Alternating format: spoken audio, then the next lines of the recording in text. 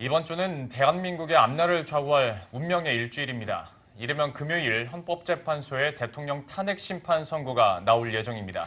네, 또 오늘은 박영수 특별검사팀이 90일 동안의 수사 결과를 발표했습니다. 대통령과 최순실 측이 공모해 이재용 삼성전자 부회장으로부터 뇌물을 받은 혐의를 다시 한번 확인했습니다.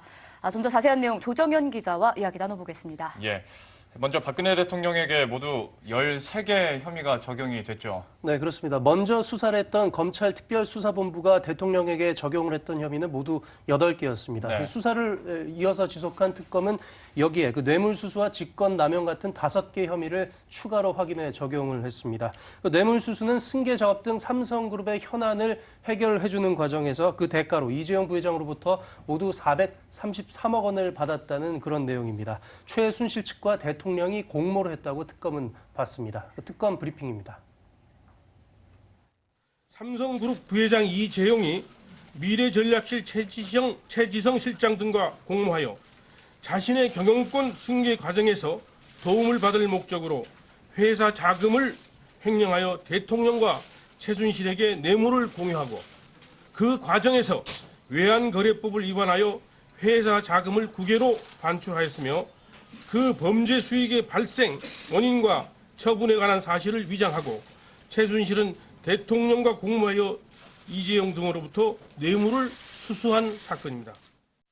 앞서 이 브리핑 내용에서도 확인이 되었지만 사실 오늘 발표와 함께 또다시 부각이 된 것이 삼성전자 이재용 부회장에 대한 뇌물 공여에 대한 구체적인 정황들이 아니었겠습니까? 네, 그렇습니다. 이재용 부회장의 뇌물 공여 혐의에 대해서 발표를 하면서 특검은 이 공소 사실을 요약하면서 여러 가지 의혹들을 대거 제시를 했습니다. 지난 2015년부터 작년까지 삼성그룹 지배구조 개편 작업에 관한 거의 전반적인 내용들이 모두 의혹의 대상에 올랐습니다.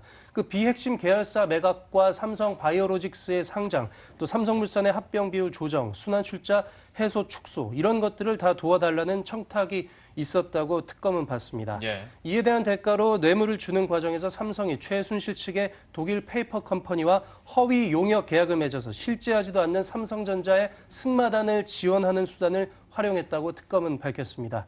이 과정에서 횡령과 범죄 수익 은닉, 재산 국외 도피 등의 추가 혐의들이 적용이 됐고 발견됐다고 특검은 설명했습니다.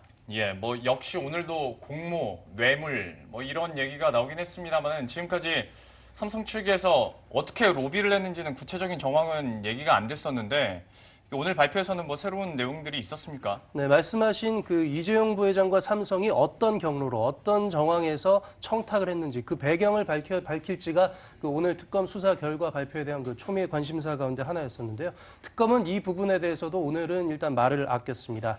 특검의 설명으로는 곧 있을 탄핵 선고와 관련해서 오해를 불러일으키지 않기 위해서 오늘 특검 수사 발표를 최대한 축약해서 간략하게 발표했다고 양해를 구하기도 했습니다. 오늘 특검 발표에서 새로 공개된 사실은 최순실 일가의 재산과 관련한 대목입니다. 최 씨와 최 씨의 전 남편인 정윤회 씨 그리고 직계 존비속 등의 70명의 재산이 모두 2,730억 원 규모로 밝혀졌다고 특검은 설명했습니다. 네, 그리고 바로 삼성 측은 공식 입장을 발표했습니다. 오늘도 혐의를 부인한다. 이 혐의 부인을 고수하고 있다고 봐야겠죠? 네, 마찬가지 입장을 계속 고수를 하고 있습니다. 삼성전자는 특검 발표가 끝난 직후에 공식 성명을 냈는데요.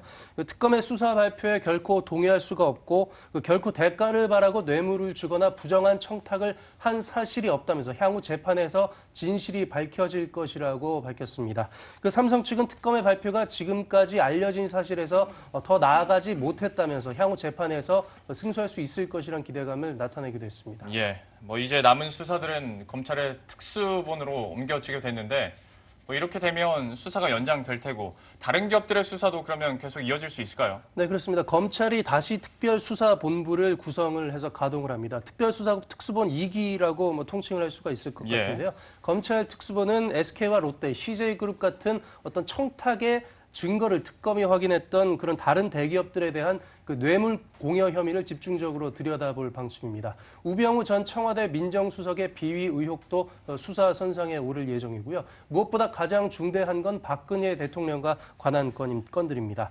헌법재판소에서 탄핵 심판이 인용될 경우에 대통령의 사법 처리 문제가 최대 현안으로 부상을 할 수밖에 없습니다. 헌재의 탄핵 심판 선고는 이르면 오는 10일, 늦어도 13일까지 선고가 나올 예정입니다. 예정인데요. 구체적인 탄핵 심판 선고일은 내일쯤이면 나올 예정입니다. 네, 어찌 보면 이번 주가 대한민국에서 가장 중요한 또 한 주가 되지 않을까 싶습니다. 지금까지 구체적인 내용들 조정현 기자와 다뤄봤습니다. 오늘 수고했습니다.